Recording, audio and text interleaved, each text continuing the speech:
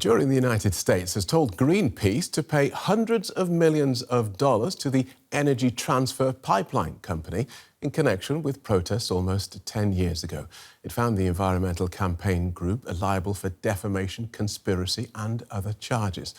The demonstrations, led by a Native American tribe, gathered widespread support over fears the project would pollute water and threaten sacred land. But they were unsuccessful and the pipeline opened in 2017.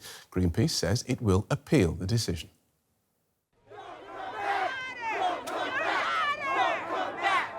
In 2016, explosive protests erupted in the US. As a Native American tribe and environmentalists clashed with an energy company building an oil pipeline near sacred land. Trying to freaking build this pipeline that's going to contaminate our water. It's not just a native thing, this is about everybody, the environment. It's the environmental aspect that caused Greenpeace to get involved, and now the organisation is facing a hefty bill.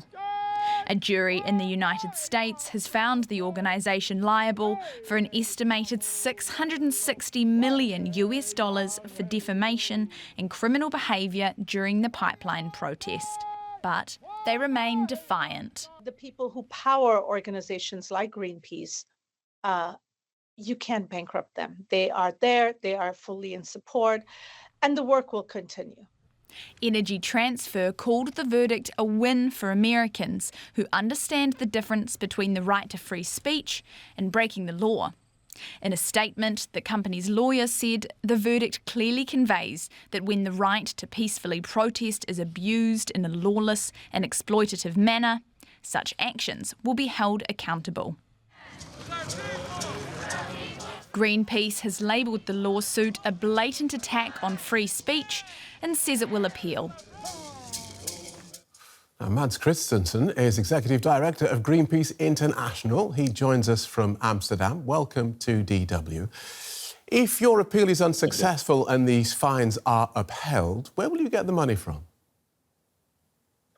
Oh, that will be difficult. I mean, Greenpeace is a global organization that luckily has a lot of supporters around the world, but $666 million is not something we have, so that would not be possible. But we think that there is many opportunities to fight this legally still. We have appeal options. We've also launched a court case here in the Netherlands using the anti-SLAPP legislation in Europe. So we are quite confident that we will win this case in the end. It is an absurd ruling. OK. So you don't have insurance to cover this. So if you are unsuccessful, what happens to Greenpeace in the United States?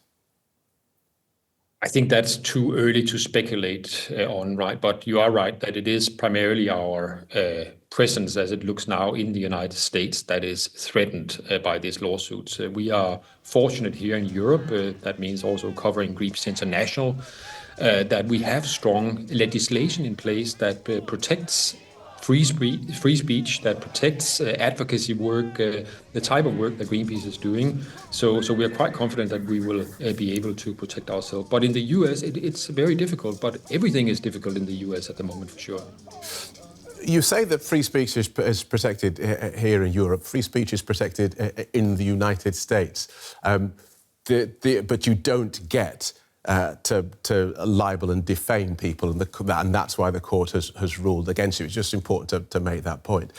If the United States, if Greenpeace in the US ends up having to pay this $660 million, from what you've said, it sounds like it doesn't affect the operation of the rest of the campaigning organisation.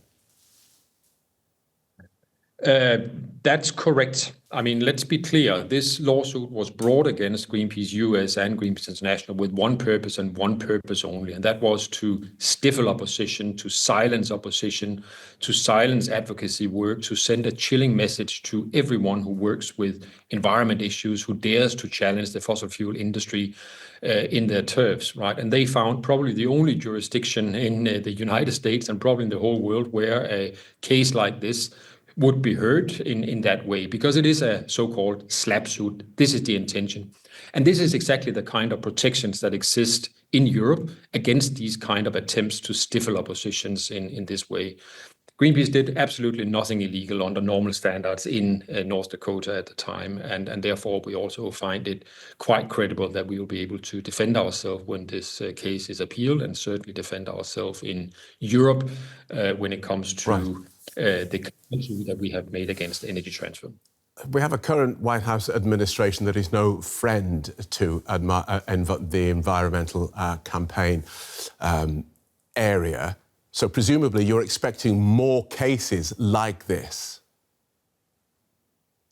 Yeah, unfortunately, we are seeing that this is not the only case that Greenpeace nor the wider movement is facing that has this nature of being a slap suit. In Greenpeace, we are right now dealing with 5 other cases around the world. So I think it is a tactic that we are seeing from a fossil fuel industry that is some places under pressure, but certainly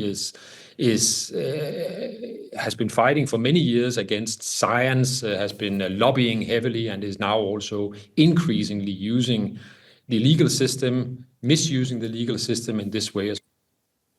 So I'm quite certain that, especially given the new administration, given the approach to environment, that we also will continue to see more attempts. Thanks for joining us and outlining that for us. Mads Christensen, Executive Director of Greenpeace International.